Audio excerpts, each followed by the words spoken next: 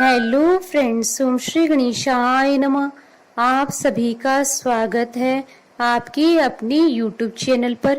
Friends, आज हम आपको इस वीडियो में बताने जा रहे हैं कार्तिक मास की बड़ी चौथ की कहानी और करवा चौथ की कथा के बारे में।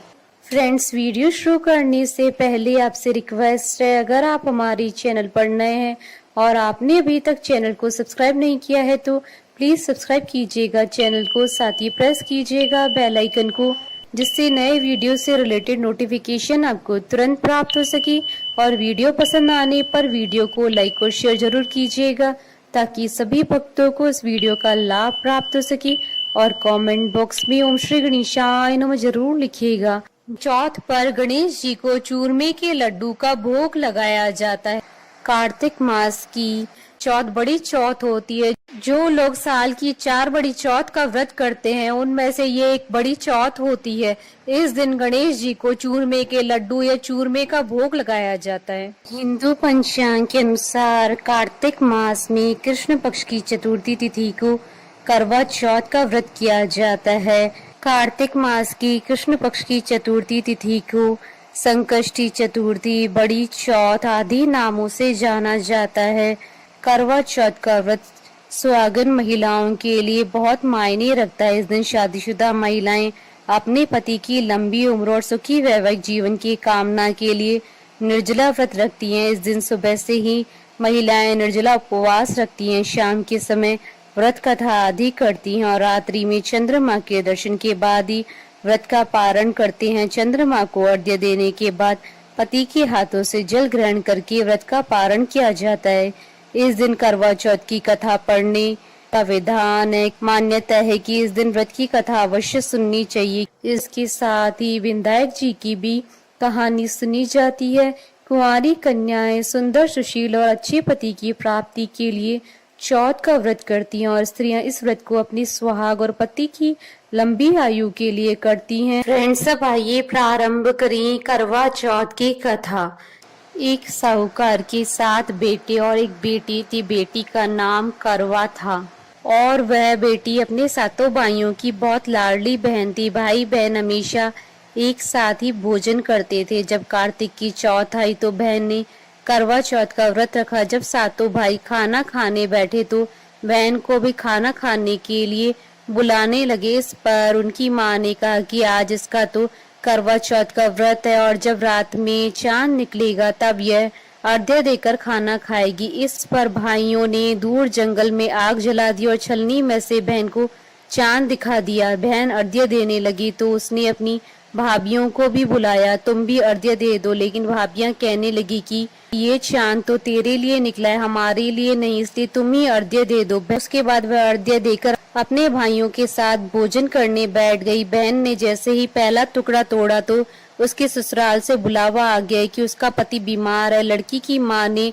लड़की को कपड़े पहनाने के लिए जैसे ही संदूक खोला तो सफेद कपड़ा ही हाथ आया और 3-4 बार संदूक खोलने पर भी सफेद कपड़े ही सामने आए तो उसने वही पहनाकर जल्दी से भेज दिया और जाने से पहले उसे एक सोने का सिक्का देते हुए बोली कि रास्ते में सभी के पैर पड़ती जाना और जो तुम्हें सुहागन होने का आशीष दे उसे ये सिक्का दे देना। रास्ते में किसी ने भी उसे सुहागन होने का आशीर्वाद नहीं दिया। सभी ने यही कहा कि ठंडी हो, शील हो, सब्र करने वाली हो, अपने भाइयों की बहन हो, भाइयों का सुख देखने वाली हो। जब वह ससुराल के दरवाजे पर पहुंची तो उसकी छोटी ननद मिली। बहन ने उसके भी पैर छू लिए, जिस पर ननद ने कहा, सीली हो, तुझे पूत हो, तुझे बेटे हो और मेरे भाई को सुख देने वाली हो। यह सुनते ही बहन ने सोने का सिक्का अपनी ननद को दे दिया और अपने पल्ले में गांठ बांध ली।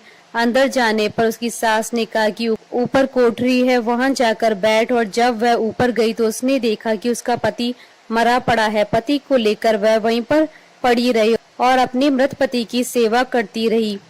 उसकी सास दास दासियों के हाथ बची कुची रोटी बेच देती थी। इस पर अपने पति की सेवा करते हुए उसे 1 साल हो गया। करवा चौथ का व्रत फिर से आया। सभी सुहागन स्त्रियों ने नहा धोकर करवा चौथ का व्रत रखा, सिर धोया, हाथों में मेहंदी लगाई, 16 श्रृंगार किए। सभी ने सुहाग के नाम की नई चूड़ियां पहनी, बहन यह जब देखती है कि एक पड़ोसन ने कहा कि तू भी करवा चौथ का व्रत कर ले, तब वह बोली कि मैं कैसे व्रत करूं। इस पर पड़ोसन बोली कि चौथ माता सब कुछ ठीक कर देंगी। पड़ोसन के कहने पर उसने भी यह व्रत रख लिया। कुछ देर में करवे बेचने वाली आई और आवाज लगाने लगी कि करवा ले लो भाइयों की प्यारी, करवा ले लो दिन में चांद उगाने वाली, करवा ले लो ज्यादा भूख की मारी, करवा ले लो। बहू ने आवाज लगाई कि ए करवे वाली, मुझे भी करवा दे दो। इस पर वह बोली कि मेरी दूसरी बहन आएगी, वह तुझे करवा देगी। दूसरी बहन आई तो वह आवाज लगाने लगी, करवा ले लो भाइयों की प्यारी, करवा ले लो दिन में चांद उगवाने वाली, करवा ले लो ज्यादा भूख की मारी, करवा ले लो। बहू ने आवाज लगाई कि ए करवे वाली, मुझे भी करवा दे जा। इस पर वह बोली कि मेरी दूसरी बहन आएगी, वह तुझे करवा देगी। इस तरह से 5 बहनें आई, सभी ने यही कहा कि मेरी बहन करवा देगी। अब छठी बहन ने करवों के लिए आवाज लगाई तो उसने कहा कि हमारी 7वीं बहन आएगी, तुम उससे करवा लेना। तुम उसके रास्ते में कांटे बिखेर देना, उसके पैर में कांटा चुभ जाएगा, जिससे वह बहुत चिल्लाएगी तो तुम सुई लेकर उसका पैर पकड़कर जबरदस्ती कांटा निकाल देना। जब वह तुम्हें आशीर्वाद देने लगे तो तुम उससे करवा मांग लेना। करवे लेकर तुम व्रत का उद्यापन करना, जिससे तुम्हारा पति ठीक हो जाएगा। उसकी सारी बातें सुनकर उसने वैसा ही किया और कांटा चुभने पर उसे निकाल भी दिया, जिससे उसने बहू को बहुत आशीर्वाद दिया। बहू ने उसके पैर पकड़ लिए और कहा कि आपने मुझे आशीर्वाद दिया है तो मुझे करवे भी देकर जाओ। करवे वाली बोली कि तुमने तो मुझे ठग ही लिया। यह कहकर चौथ माता ने उसे आंख से काजल, नाखूनों से मेहंदी, मांग से सिंदूर और छोटी उंगली का छींटा दिया, साथ ही करवे भी दिए। करवे लेकर वह उन्हें व्रत रखा और उद्यापन भी किया। यह सब होने पर उसका पति भी जीवित हो गया और कहने लगा कि मैं तो बहुत सोया। तब उसकी पत्नी ने कहा कि तुम सोए नहीं, 12 महीने से मैं तुम्हारी सेवा कर रही हूँ। ये तो कार्तिक की चौथ माता ने सुहाग दिया है।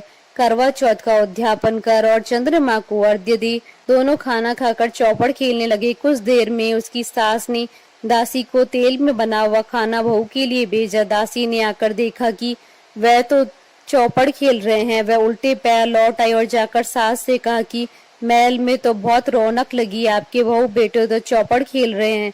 यह सब देख सास देखने आए और देखकर बहुत खुश हुई। बहू ने सास के पैर छुए और सास ने कहा कि बहू सच बता कि तूने ये चमत्कार कैसे किया। बहू ने करवा चौथ की सारी बात बता दी। यह सुनकर राजा ने सारे नगर में ढिंडोरा पिटवा दिया कि सभी बहनें करवा चौथ का व्रत जरूर करें। पहली करवा चौथ अपने पियर में करे और वहीं उसका उद्यापन भी करें। हे चौथ माता, जैसे आपने उसकी सुनी वैसे ही सभी की सुनना। फ्रेंड्स, अब आइए प्रारंभ करें चौथ व्रत की कहानी।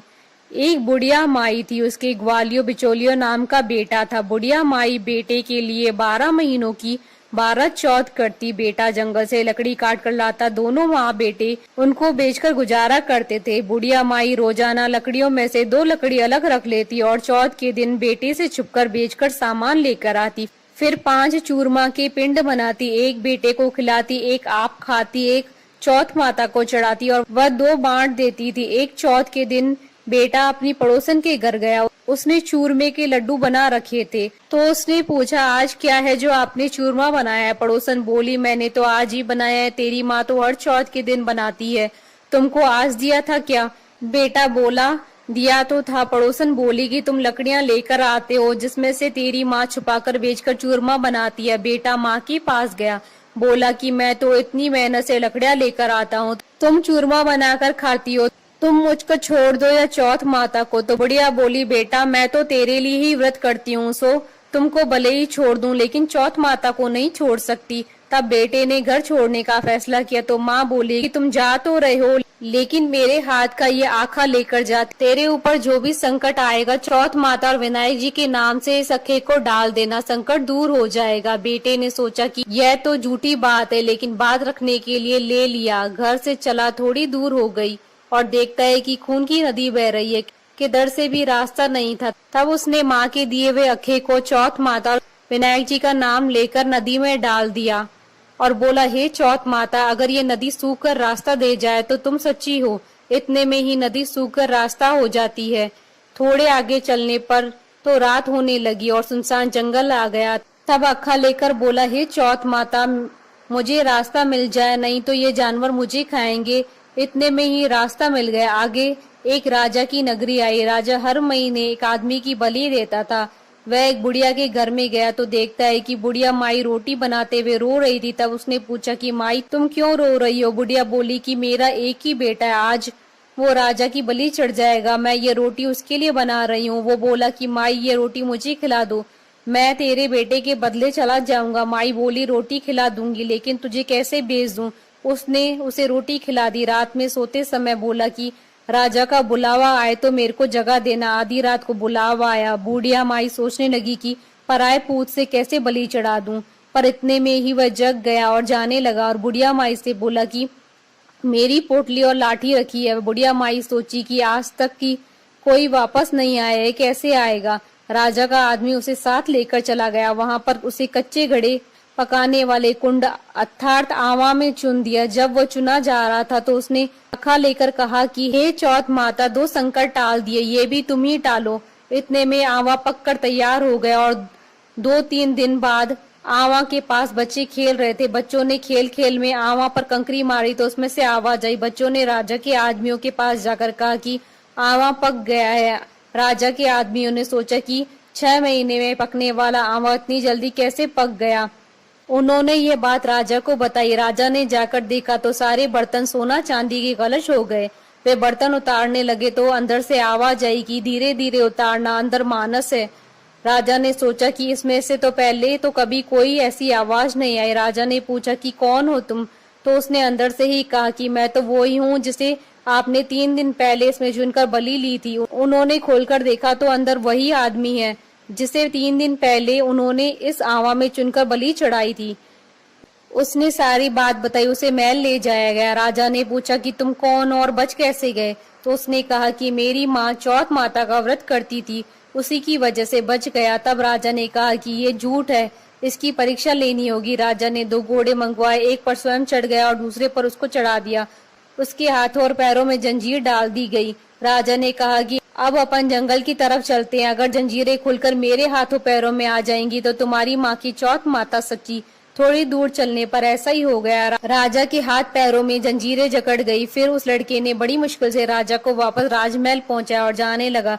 तब राजा ने उसे रोकने के आदेश दिए। फिर राजा ने उसे अपनी बेटी के साथ विवाह करने के लिए कहा तो उसने सहर्ष स्वीकार कर लिया। राजा ने उसे उसी महल में रहने के लिए अलग से सारे साधन उपलब्ध करवा दिए। वह राजकाज में सहयोग करने लगा। कुछ महीनों बाद उसे घर की याद आई। एक दिन मौसम बहुत खराब हो रखा था, चारों ओर बिजलियां कड़क रही थी। उसे अपनी माँ की याद आई तो उसने अपनी पत्नी से कहा कि आज तो बिजली मेरे गांव की तरफ चमक रही है। तो उसकी पत्नी यानी राजा की बेटी ने कहा कि आपके गांव भी है क्या? तो उसने बताया हाँ। उसने अपनी माँ के बारे में बताया। फिर कहा कि गांव चलेंगे। दूसरे दिन सुबह वे गांव के लिए रवाना हुए तो राजा ने खूब सारा धन देकर उन्हें विदा किया। गांव के समीप पहुंचने पर लोगों को पता चल गया उसकी माँ से बुढ़ापे में लकड़ियां तो कटती नहीं थी, इसलिए गोबर के उपले बनाकर उसे बेचकर जीवन यापन कर रही थी। वह उपले बीन कर ला रही थी तो पड़ोसन ने बताया कि बुढ़िया माई तेरे बेटे बहू आ रहे हैं। तो उसने कहा कि मेरे भाग्य में बेटे बहू कहाँ, एक बेटा था जिसे भी तुमने लगा बुझा के निकाल दिया। तो उसने कहा कि मैं सच बता रही हूँ, विश्वास नहीं हो तो देख लो। बुढ़िया ने छत पर जाकर देखा तो सच में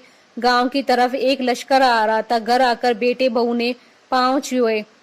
बेटे ने कहा माँ तेरी चौथ माता के प्रभाव से आज मैं जिंदा हूँ। उसी दिन उसने पूरे गांव में हाहाकार करवा दी कि कल मेरे घर पर सामूहिक भोजन है। दूसरे दिन सबको भोजन करने के बाद खूब सारे उपहार देकर कहा चौथ का व्रत करे। चौथ माता जैसा उस बुढ़िया माई और उसके बेटे को संकट से बचाया वैसे सबको बचाना। सुनने वालों को और उसके परिवार को बोलिए चौथ माता की जय, विनायक जी महाराज की जय। हमारे साथ इस वीडियो में अंत तक बने रहने के लिए धन्यवाद।